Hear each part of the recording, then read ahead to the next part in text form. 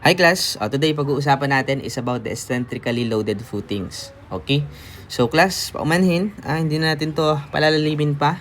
No, skip na natin class yung mga presentation natin. Actually, gumawa ko ng presentation dito pero it's not ideal pa kasi tingnan natin class kung mas prefer nyo yung solve problems while discussing. Kumbaga, mag-solve tayo ng problems while discussing the concepts. Sama na natin class lahat, pati yung intro, derivation ng formulas, concepts. So, tingnan natin kung mas effective siya. No? In this case, meron tayong problem na compute the maximum net gross soil pressure at the base of the rectangular footing shown. The column service loads are P is equal to 1,300 and moment is equal to 325 kilonewton meter. Okay? Kaya nga siya, class, unang tanong, sir, bakit ba, ano ba ang eccentrically loaded footing? Basically, mapansin mo class, sa figure, ito ay eccentrically loaded footings. Bakit? Kasi yung ating column ay wala siya sa gitna. Unang tanong, sir, bakit ba kailangan pang ilagay? O hindi, di ba sir, mas maganda kung nasa gitna yung column natin, parang mas aesthetic. Class, hindi yun hindi yun for aesthetic. So, meron siya actually design, So, dapat properly design at meron tayong explanation for that kung bakit not all the time o usually hindi natin kailangan ilagay lamang sa gitna yung ating column. Just like yung mga usual na nakikita natin isolated footing na nakagitna. Ngayon, pag-uusapan natin, yung column ay kumbaga class, eccentric siya class, no? Wala siya sa gitna, wala siya sa centroid. Okay?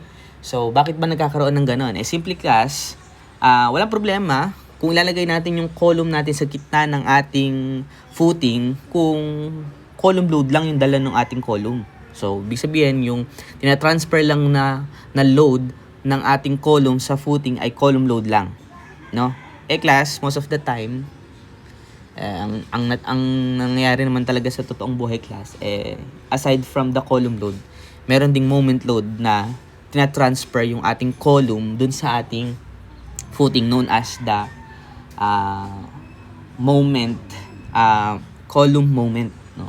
So, column moment. So, meron siyang moment load. Kaya class, ang nangyayari, kapag ka merong tinatransfer ng moment load, aside from the column load, ay meron pang tinatransfer na moment load yung ating column dun sa ating footing ay medyo hindi natin kailangan igitna class o kumbaga class, hindi ideal na igitna natin yung ating column dun sa ating footing simply because kung merong column load ay mas tataas yung kung merong moment load ay mas tataas yung moment kasi kumbaga class, isipin mo meron kang moment load tapos nilagay mo pa sa gitna, so mas tataas yung moment dun class. So it's not ideal. It's not ideal class. So, it's unsafe actually, no? Na pag meron tayong moment, ulitin ko lang, kapag merong moment, tapos nilagay mo pa sa gitna, class, yung ating column, class, tatas yung ating moment. Kaya ang ginagawa, class, kumbaga, ino-offset natin, class, yung column natin to counteract the effect ng moment. So, paano ba yun, sir? Baga, class, sa paa natin. Di ba yung paa natin? Sir, bakit yung paa natin, o yung design ng paa natin, let's say may paa tayong ganyang, class. Uy, teka. Sir, siya na sa drawing Oops. Well, let's say meron pang paang ganyang class. Tapos meron daliri. 1, 2, 3, 4. Uy, sobra. Kuwari class, namamaga yung yung paa na ingrown. Okay. So, instead, sir, bakit ba hindi natin, kumbaga class, bakit di natin ilagay dito na lang yung natin? Yung, kumbaga parang nakagitna siya class, yung tuhod natin. O yung binti natin. Simply because, di ba ito isa to sa mga example sa hydraulics, di ba? So, yung moment sa heel at moment sa toe. So, ito di ba yung ating heel, ito naman yung ating toe. So, yung heel, prone siya sa overturning moment. Kasi, pag naglalakad tayo, yung heel yung tumataas, no? Hindi naman class, ito yung tumataas, di ba? So, ang tumataas sa atin ay yung toe, no? Ewan ko na lang class, meron ba naglalakad sa inyo na yung toe yung umaangat, no? Ewan ko class kung may ganun sa inyo, no? So, sige class. So, pag naglakad tayo, di ba ganito yung class? Pag naglakad tayo, parang ganito. Uy, namaga yung binte. Parang ganyang class. Ayun, so medyo gumaling na yung paa niya dyan, kaya lang nabali. So, di ba class? Ito yung umaangat. So, nagkakaroon siya ng moment, no? So, kung imagine mo class, no, kung nasa gitna yung ating itong binti natin. Ayan. Ay nasa gitna. O, ay nasa gitna. So, actually class, pag nasa gitna yan, mas mataas yung moment niyan. Kaya ang ginagawa, kaya ang nangyayari class, sa design ng paa natin, ay nasa gawing dulo siya class. Eh, syempre, ganun din class yung concept ng footing natin. No? Mapansin mo dito class, yung moment natin ay pag ganun, ano, yung ating column moment, no? Ay pag ganun, no? Ang nangyayari class, kumbaga class, to give you an overview, kung yung moment natin ay, alam natin may moment, ano, na pag ganun, no? So, yung column natin should be designed from the centroid, let's say, andito yung centroid. So, kailangan medyo i-offset natin siya papunta sa kaliwa, no? So, ganun. By that, maka-counteract natin yung moment. So, class, overview pa lang yun ha. So, mamaya makikita nyo class kung bakit ganun, no? So, pag nag-solve na tayo ng problem, no? Na, kumbaga class, sa paa natin, kailangan, kumbaga class, dahil prone nga yung heel natin sa overturning moment, so, ina-offset natin papunta sa moment, sa gawin ng moment, yung ating, yung tuhod natin, simply to counteract the effect ng moment. So, ganun lang din class dito, no? So, dahil yung moment natin ay papunta dito, ano ba ito class? Ito ay clockwise. Therefore, medyo kailangan natin igawi. O from the centroid, kasi andito yung centroid, kailangan natin igawi papunta dito. So, kailangan natin i-offset papunta sa left yung ating column. Simply to counteract the effect ng moment. So, mamaya, pag sinolve natin class, ma-appreciate nyan. Promise. Okay? Sige. So, burahin lang natin to class, ano? So, saan na sa drawing. Okay? So, yun class, no? And, pinag-usapan na nga natin itong moment ng ating column. Class, linawin ko lang ha. Based sa figure natin, yung moment natin ay paganyan. Therefore, ang assume natin dyan class, ay moment ng column, not the moment with the centroid. No? So, yun yung kailangan natin kunin. Yung moment with the centroid, kasi doon natin malalaman kung naka-counteract ba talaga nung position ng ating column, yung moment ng column, no? Na tinatransfer niya sa footing natin. So, paano natin malalaman kung naka-counteract ba class nung ating eccentric footing yung moment due to column. Okay? So, yun class. Okay? So, yun lang. No? Kunin lang natin class si moment. So, dito natin ma-check class kung paano nangyayari yung tinutukoy natin kanina na kaya natin siya nilalagay from a specific distance, so offset distance from the centroid to counteract the moment. So, tingnan natin class. Kunin natin si moment with the centroid. Moment with the centroid. So, ano ba ito class? Dito natin ma-check class kung nagka-counteract ba yung moment natin. Kasi, makita mo, yung moment natin ay, ayun pag ganun. Ano ba yan? Clockwise, no? Syempre, ang kailangan natin na moment is, para ma-counteract is moment counterclockwise. So, yun. Sige, check natin class kung paano siya mag-make sense. So, yung moment with the centroid. So, paano natin makukuha yung moment with the centroid? O, sige nga. Paano natin makukuha yung moment with the centroid? Okay. So, simply, makukuha natin yung moment with the centroid. Siyempre, para magkaroon ng moment with the centroid, kailangan natin ilipat yung ating column load doon sa centroid. So, paano ba yun, sir? O, sige. Class, actually, na-pre-solve ko na to. Tapos, copyhin ko na lang. Tapos, isend ko sa inyo yung kompletong solution. No? So, na-spoil na kayo ng sagot. Tapos, ayun siya na, class. Copy lang natin. Okay. Sige. Copy lang natin siya dito, class. Ayan, makopy. Ayun. Tingnan mo ito, class. Okay? So, gaya ng sabi ko, para makuha natin yung moment with the centroid, kasi ito ay column load, so hindi siya nag-a-act sa centroid, nag-a-act siya at certain distance from left. So, wala siya sa gitna. So, kailangan igilipat lang natin class yung ating column load doon sa gitna. So, basically, ito yung ating P. So, let's say parang nandito yung gitna natin, class? Tensyometer. So, kailangan ililipat lang natin yung P natin doon. So, tingnan mo ito, class, itong figure na to. Di ba? So, ganun class. Na makita mo, yung P natin nilipat lang natin sa centroid. So, makita mo, yung projection class, nga pala ito, projection lang ito class nung ating footing dimension. No? Ito yung class. No? So, ito yung centroid natin. So, for example class, ito ay 3.5 So, ang kalahati ng 3.5 ay 1.75. Therefore, makukuha natin yung centroid natin o kalahati naman ng 2.5. That is, ilan yan? Kalahati ng 1.75. Tama ba, class? 2.5 divide 2. O, tama. 1.25. I mean, sorry. Okay? So ito na, class, yung ating centroid, no? So, itatapat lang natin dyan, class, o ililipat lang natin yung column natin na yun, no? So, yun, class. Okay? So, simply, makukuha natin yung, sir, huwag nyo muna itong pansinin na, sir, bakit na iba yung, yung direction ng moment natin? Di ba, pag ganun yung class kanina, dito, ay, no? Okay, so, discuss natin kung paano nangyari na nabaligtad naman na yung sign natin. No, yung direction ng ating moment. Okay? So, sige, class, kunin natin yung moment with the centroid. Note na lang natin na yung moment with the centroid ay MC. No? So, let's say MC. Okay? So, moment with the centroid, class, ulitin ko lang, yung moment with the centroid ay magkaiba sa moment ng column, ha? Okay, so moment with the centroid ay equal sa, actually, para makuha natin yung moment with the centroid, sum lang natin yung mga moments natin. So, yung moment natin ay equal sa moment with the centroid, o binigyan tayo ng moment na ano ba to, class?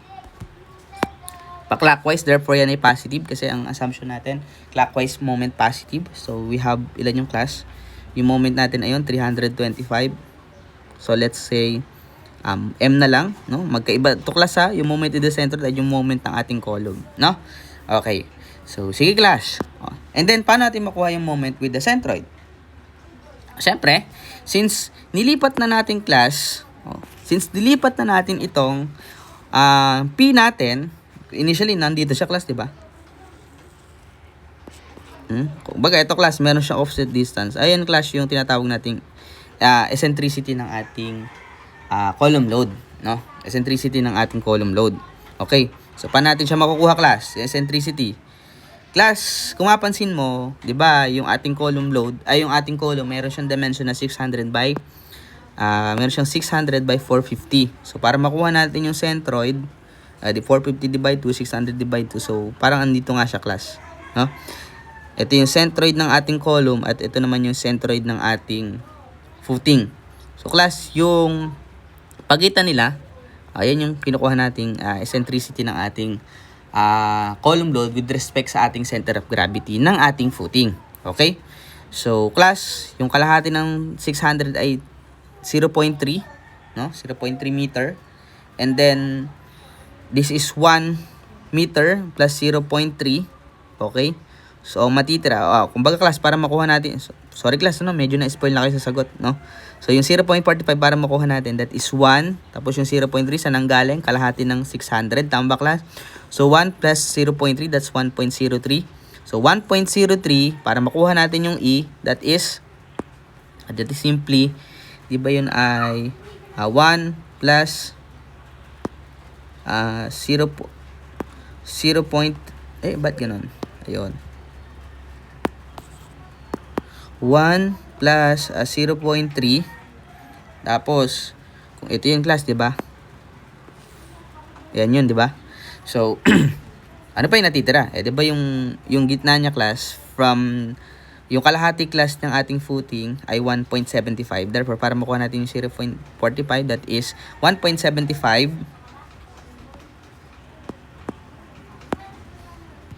It is 1.75 minus 1 minus 0.3. Okay, so makukuha natin dyan is 0.45. O, ayun na, class, yun, no? Yun yung E natin, no? Ayun. Okay? Ito siya, class. Okay?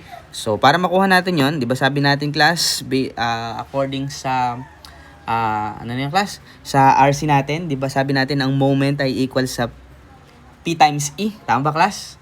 Sa, I think, column din ata yung, class, no? So, medyo recall nyo na lang yan. Diba yung moment natin is equal to P times E. Okay? So, mapansin mo, class, mapansin mo, tingnan natin, class, ha? Diba? Kasi, ito wala tayong problema kasi alam natin, ito ay positive moment kasi clockwise no? Okay? So, initially, class, diba, andito yung ating moment, ay ating column load. So, nilipat natin siya dito sa centroid, with respect sa centroid. Therefore, mapansin mo class, from this initial o yung centroid ng ating column, nilipat mo siya dito class sa ating center of gravity ng ating footing. So class, diba ang mabubuong moment ay pag ganon? Ano ba yung class? Yung buong moment na pag ganon. Ano ba yung class? Pag ganon. Diba ang assumption natin for this moment ay yung ganitong direction ng ating moment ay ito ay counterclockwise. Therefore, that is negative. Negative P times E. Plus alam natin yung E natin o yung eccentricity ng ating column with respect sa ating center of gravity nung nilipat na natin siya is that is 0. Let's say E. Pero 0.45 in class, no? So substituting the value, yung moment natin we have 325 minus P natin is 1,300. And then yung E natin, ilan? Diba 0.45 yung kinuha natin. Therefore, ang makukuha nating moment with the centroid ay yun, negative 260 kilonewton meter. O, siya ay ano class? Siya ay negative. Therefore, ang assumption natin for the negative moment ay yes. No? Yes. Yan ay counterclockwise. Mapansin mo class, kaya dito, yung moment natin ay, counterclockwise. No? Pansinin mo class, o dito na natin ma-discuss yung kanina nating sinabi na concept. Class, yung moment natin ay pa clockwise. So, pipihitin niya class, o paiikutin niya yung column natin o yung ating footing ng pa counterclockwise. No? Kung inilipat lang natin class yung ating kung yung column load natin o yung column natin ay inilagay natin sa gitna, no? So, tataas ang moment. Therefore, kailangan nga class na medyo i-offset natin siya ng konti, no? Kasi bakit? Yung moment natin is pa clockwise, pero class, no, nung nilipat na natin siya, dahil nga nilipat na natin class yung nilipat natin yung kumbaga hindi natin nilagay sa gitna yung column natin. Therefore, na-counteract niya class yung moment natin. Kaya nagkaroon ng moment, kumbaga class, 'di ba? Pinihit niya pa clockwise. Pero dahil nga gusto nating ma-counter yung effect na clockwise moment, in-offset nating class papunta sa gawing kaliwa yung ating column. Therefore, na-counteract class. Nagkaroon tayo ng moment na 260. And take note, this is counterclockwise moment. So, na-counteract niya yung moment ng ating column. Okay? So, yun pala yung class. O, yun yung paliwanag doon kung bakit hindi laging kailangan nasa gitna yung ating column. No? So, yun. Sige. So, nakuha natin ito class, yung moment with the centroid. So, actually, dito na papasok class yung pagkuha ng ating soil pressure. No? So, in our case, kinukuha natin si maximum net and gross soil pressure at the base of the rectangular footing. Okay? So, with that, kailangan muna nating i-check kung anong case, no? Kung saan siyang case papasok kasi actually meron tayong dalawang case dito, no? Class, yung dalawang case na ito, actually, ito lang din yung ginagamit natin sa hydraulics, sa analysis of gravity dams, no? So, yung maximum and minimum, tapos yung may uplift, ganun class, 'di ba? I-check natin yung E, no? Yung B over 6. So, ano ba yung tinutukoy ko doon, class? So, ito yan, class, no? Pakita ko sa inyo. Okay? So, ito. Teka. Copy ko lang class.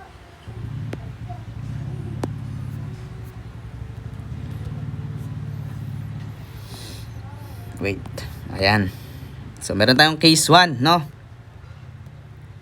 So, for our case 1, if yung E daw natin, the eccentricity is less than B over 6. So, yun daw ay without a flip, no? So, class, ito lang din yung sa analysis of gravity dams. Actually, i-recall nyo lang yun. Yun lang yun din yung class. No? Same lang din ng sa lupa. No? So, para makuha natin yung maximum pressure, no, sa ating heel at saka sa toe. So, if yung E daw natin is less than B over 6, yun daw ay without a flip. So, wala siyang tension. No?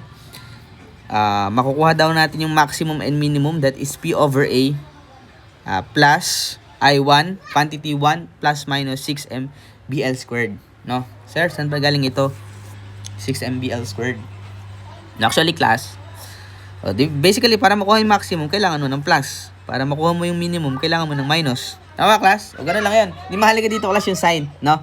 Actually, ito, Ano lang to class, direction lang ito, pero hindi na mahalaga yung sign, no? Proof lang ito class na naka-counteract ka nung moment with the centroid, yung moment ng column. Therefore, okay lang siya class. Ideal siya, no? Kaya medyo kailangan natin i-offset ng konti at a certain distance from our centroid, yung ating centroid ng ating center ng gravity, center of gravity ng ating column, yung ating column. So nung center of gravity ng ating footing, yung ating column. So medyo kailangan nating i-offset, no? So para makuha actually class yung ating E. Ito pala class, ano? San ba ito galing?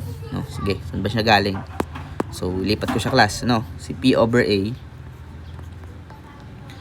Actually, plus minus lang yan, no? Plus minus quantity, no? 1 plus 6m. Ano yung class? Actually class, mali ito, ano? That is actually teka. Ay, mabura class. Wait. Ayan. Ayan, teka. Buruin natin. Ay, mabura.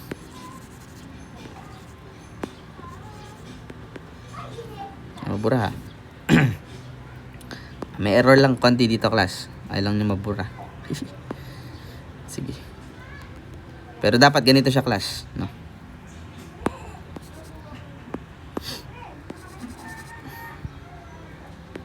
Yun. Ayan. So, yan. Dapat ganyan siya class. Mali.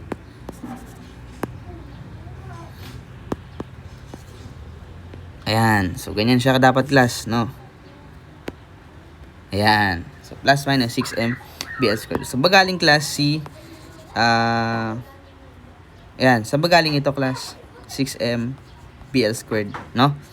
Actually, itong formula na ito class, take note, ito ay for rectangular lang, no? Rectangular section lang. Ibig sabihin, rectangular lang yung section ng ating footing, no? So, iba na siya kapag iba na. Kumbaga, for example, ay square. Ay, actually, same lang ng square, no? Ano siya class? Pag strip o kaya pagka circular. Ayun, kung ano mang shape. Pero usually, ano lang naman class, no? Square or rectangular footing lang or sections lang naman yung ina-analyze natin here. Okay? So, medyo more board exam approach kasi ito, no? So, palabasin natin. Ito, class, ito ay for rectangular lang, ha? Rectangular sections. So, yan. So, palabasin natin class yan, no? Plus actually, ito ay galing lang din sa concept ng combined stress, no? Di ba para makuha daw natin yung, ano ba yun class? Pag sinabi natin combined stress, yun ay combined axial and compression. Di ba? Compressive strength o stress. Combined axial stress and compressive stress. I mean, combined axial and moment. Di ba class? Flexural stress, combined axial and flexural stress, no? Na actually class, dito lang yung galing, that is P over A plus minus, di ba yun? Ito ay yung ating compressive or axial stress, MC over I. Okay, kung meron kang rectangular section, let's say ito yung ating B, let's say ito yung L, di ba class? Para makuha natin, wala tayong problema kay P over A, no? Wala tayong problema kay P over A, no? Plus minus MC. So, yung M natin is the moment, no? Wala tayong problema. Yung C natin, para makuha natin yung C, di ba? Yung kalahati ng L yun, class. L over 2. All over, para makuha natin yung inertia, that is simply BL cube over 12. Kung gusto natin yung nasa stronger axis siya, class, no? So, we can simply write the equation as P over A plus minus ML over 2 all over BL cube over 12, no? Then simplify natin class, pasimplihin natin ng konti. So, inner outer, makukuha natin, that is P over A plus minus.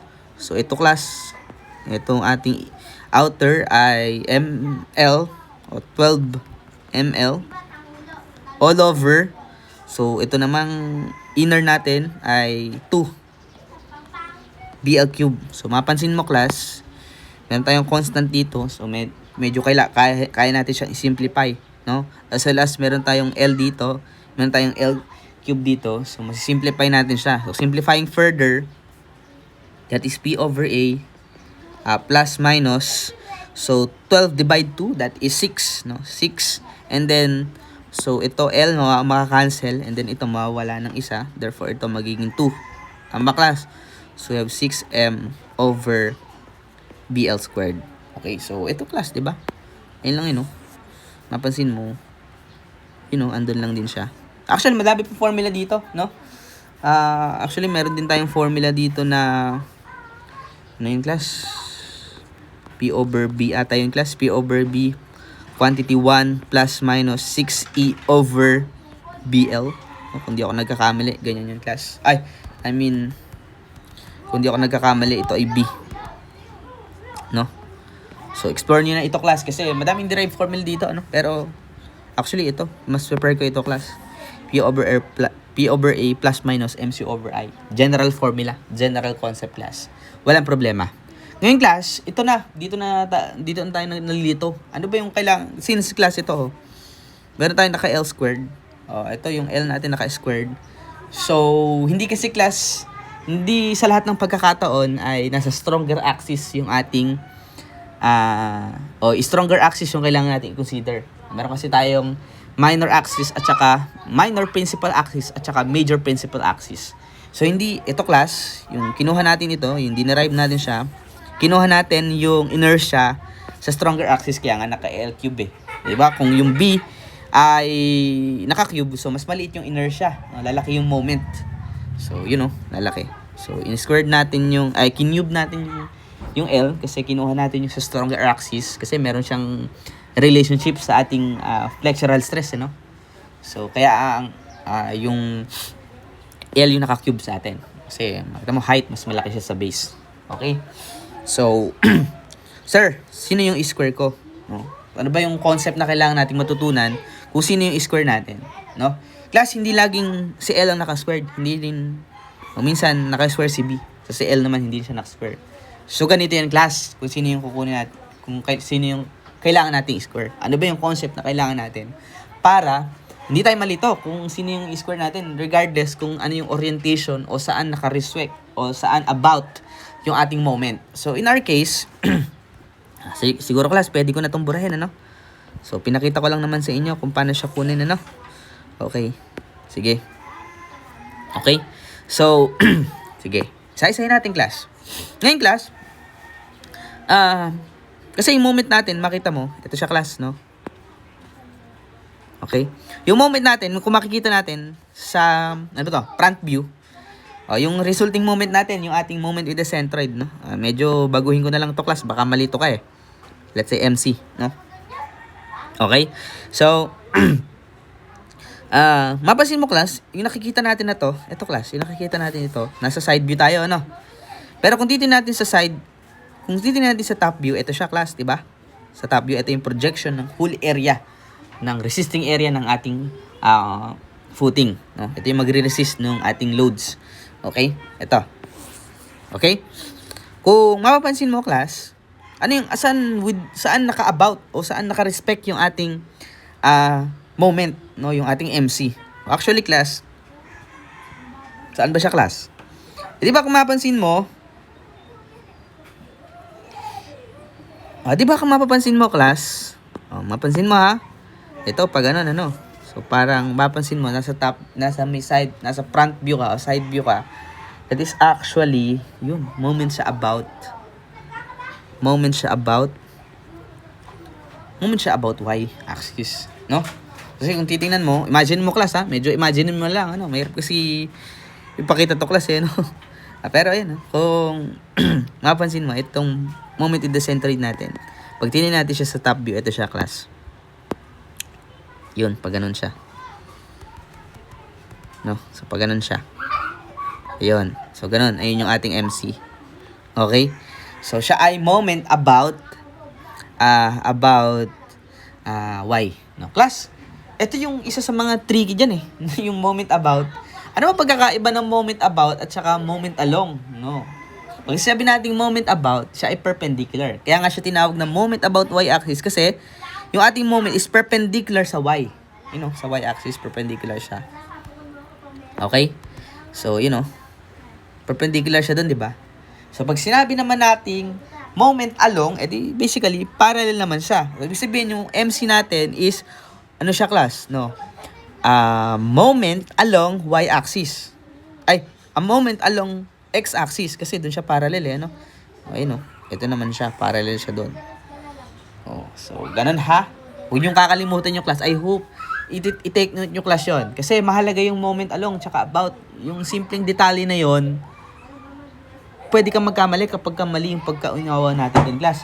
Pag sinabi natin about, that is perpendicular, along is parallel. Ibig sabihin, yung moment about y natin at saka yung moment along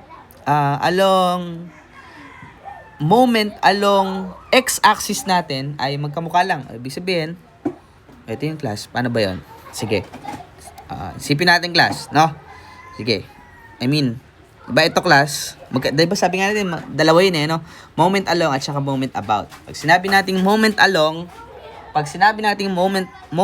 about, so ibig sabihin, ito yun, Moment about, that is perpendicular dun sa ating plane, Ibig sabihin, ito class, perpendicular siya doon. Therefore, yung MC natin is moment about y-axis, Yung moment naman natin na C is also, yung moment with the centroid natin is along naman siya sa x. So, ibig sabihin, magkamukha yung moment about y at moment along x. I hope malinaw yung class. Kasi, pagka moment along x naman, di ba ito yung x natin? So, parallel naman siya doon, class. So, I hope magets nyo yung class, yung pagkakaiba nun. Moment about saka moment along. Actually, nung review, dyan ako nalilito. Pero, yun ang tinandaan kong concept. Pagka about, perpendicular, along, that is parallel.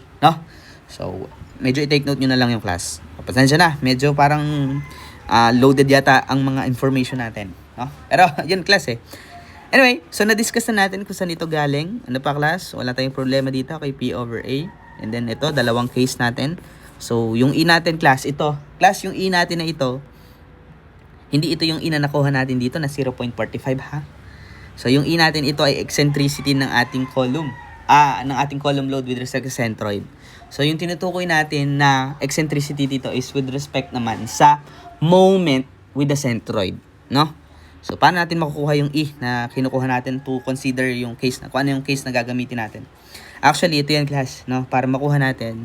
Diba, ganun pa rin? Diba yung M natin is equal to PE, So, ulitin ko lang class, yung E na gagamitin natin is not the 0.45 kasi yun ay eccentricity ng ating column load with respect sa ating centroid. Yung kailangan nating E dito to consider kung anong case yung gagamitin natin, ito ay yung eccentricity ng ating moment with the centroid. Okay? So, ibig sabihin, ito pala dapat moment with the centroid. Okay? So, yung moment with the centroid natin, we have, ilan yung class? 260. Class, kahit hindi mo na i-consider yung sign ha. Kasi nakuha natin negative 260. Okay lang yung class, kahit hindi mo na siya gawing negative. We have 1,300 and then yung E natin, yun yung nawawala. So, yung E natin is 0 that is 200 all over 1,300. Makukuha natin is 0.2 meters. Okay? Yan, siguro, mas maganda kung kukunin na natin class yung tinatawag nating B over 6. Kasi nakuha natin yung E. O kailangan natin ng B over 6. Okay? So, ano yung gagamitin nating B? Actually, diba, ang B natin is ilan? Class? 3.5. So, yung B over 6 natin, that is 3.5 over 6. So, ilan to by calculation? 3.5 over 6. That is 0.583. 0.583 meters. Then, pagbanggain lang natin class kung anong case. Since yung ating E ay 0.2, Tapos, yung ating b over 6 ay 0.583. Kung mapansin mo, class, yung ating 0.2 ay ano? Ayun, is less than siya sa b over 6. Therefore, ano to, class? Yung ating e is less than b over 6. Anong case ang makukuha natin? Ayun, yung e natin is less than b over 6. Therefore, wala tayong flip. Therefore, yung pressure diagram natin, kung mapansin natin mamaya, yung pressure diagram natin is distributed siya. O kumbaga, class, sa mas madaling explanation, kung, 'di ba, way back sa hydraulics, sa analysis of gravity dams, may kumukuha din tayo ng ng uplift pressure. 'Di ba? Chine-check din natin ito. Actually, ito lang din 'yun no? Ito lang din 'yun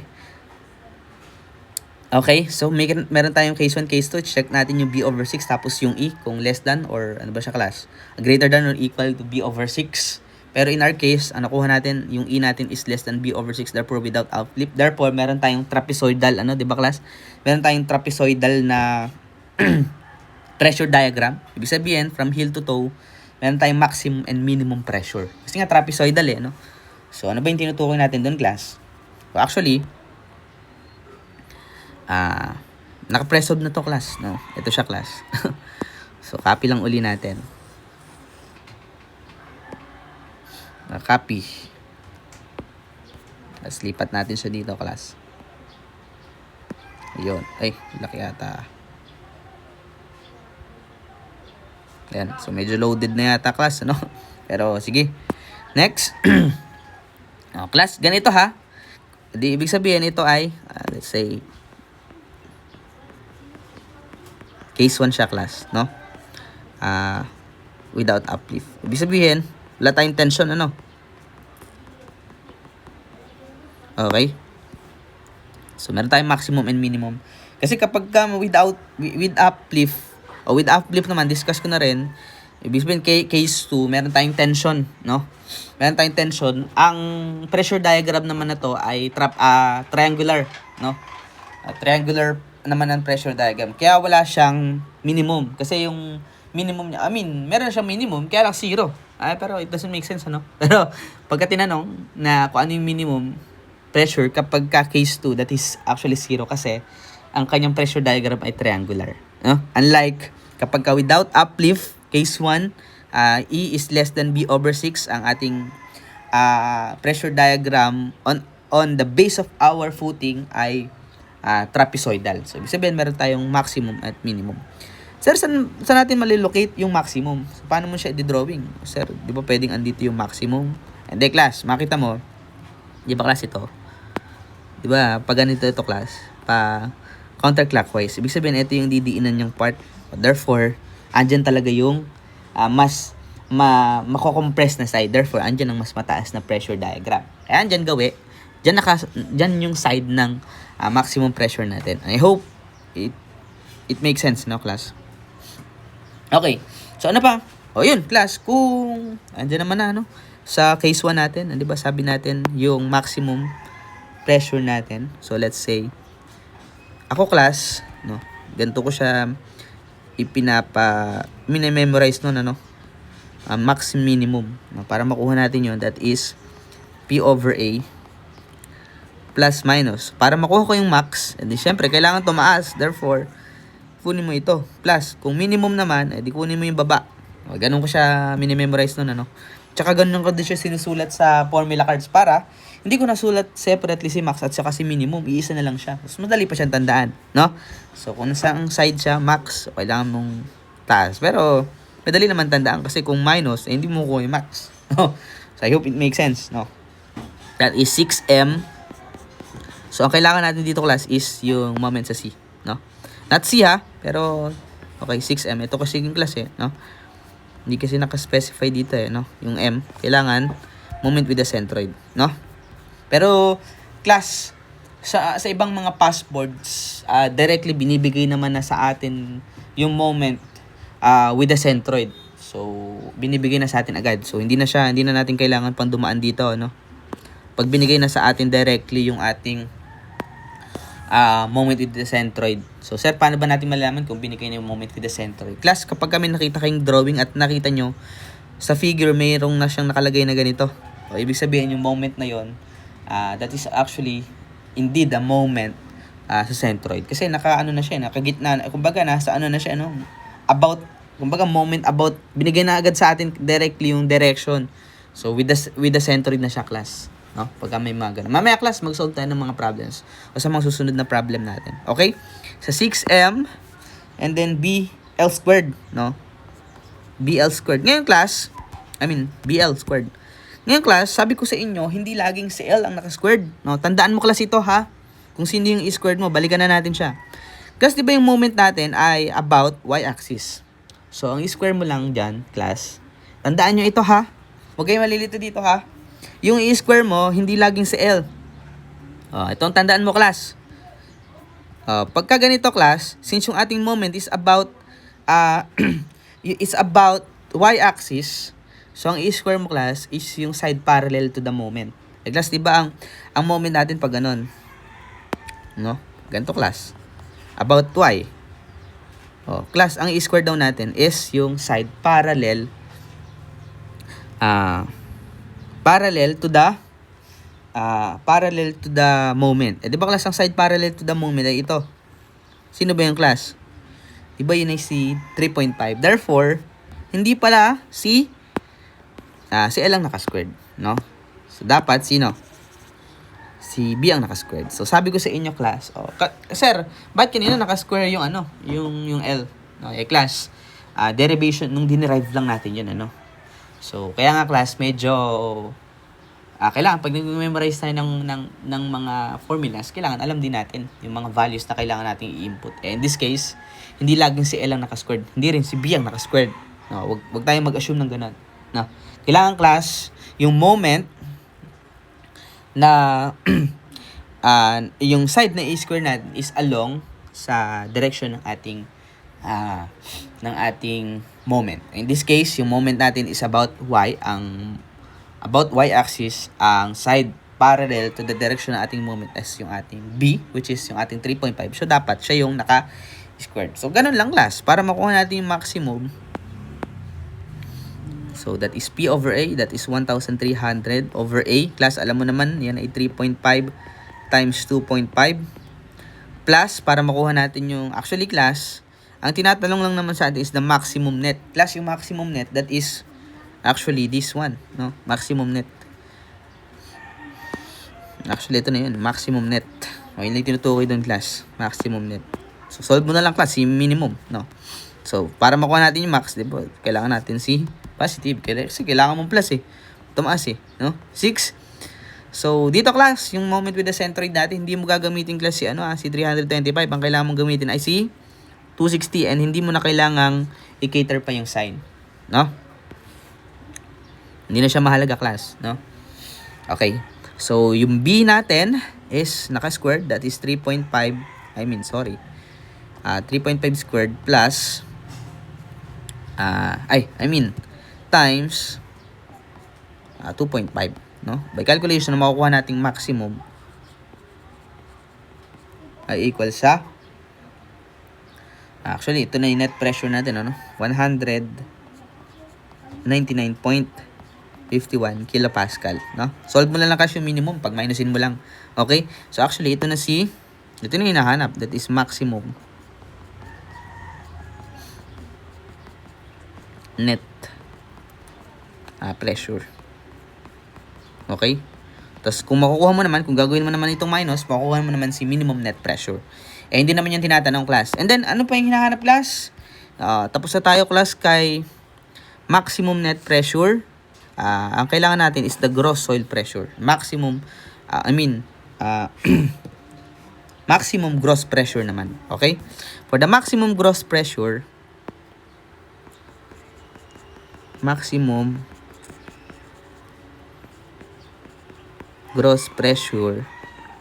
para makuha mo naman yung maximum gross pressure, that is simply kailangan mo na, class, ng overburden pressure. So, you simply add the surcharge pressure. Ano ba yung, class? Di ba sabi natin pag overburden o yung soil surcharge, yung bumubuhat sa kanya kasi nagko-contribute din sa maximum soil pressure, no? So, yung pressure na binubuhat niya, tama, class? Di ba in our case, ang binubuhat niya ay Ano ba yung binubuhat niya? Eh di syempre yung concrete at saka yung nakaibabaw na lupa, no? So ba natin siya makukuha? So yun, no? Para makuha natin yung overburden pressure.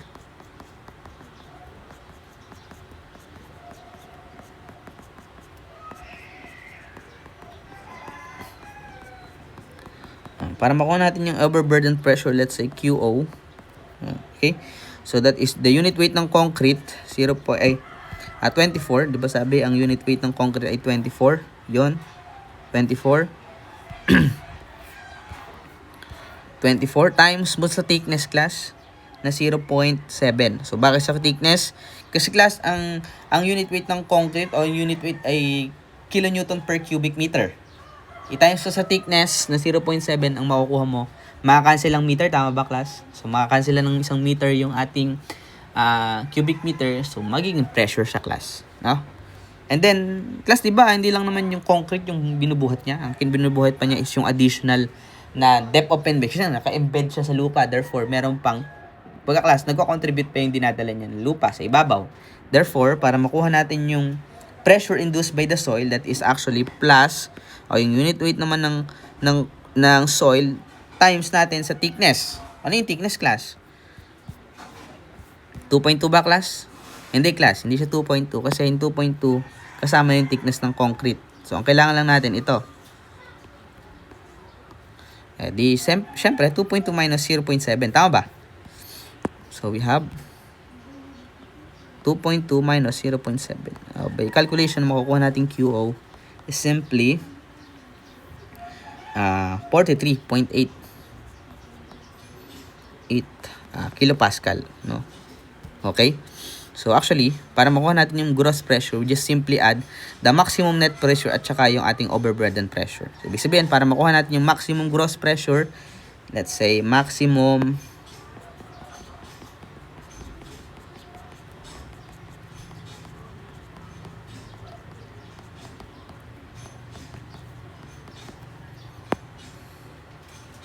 QG is equal to, in class, pagsamahin lang natin yung ating maximum net pressure na 199.51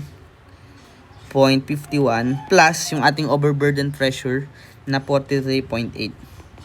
So by calculation ng ating QG o ating maximum gross pressure ay 243.31 kilopascal. So yun. So, yun lang siya, class, no?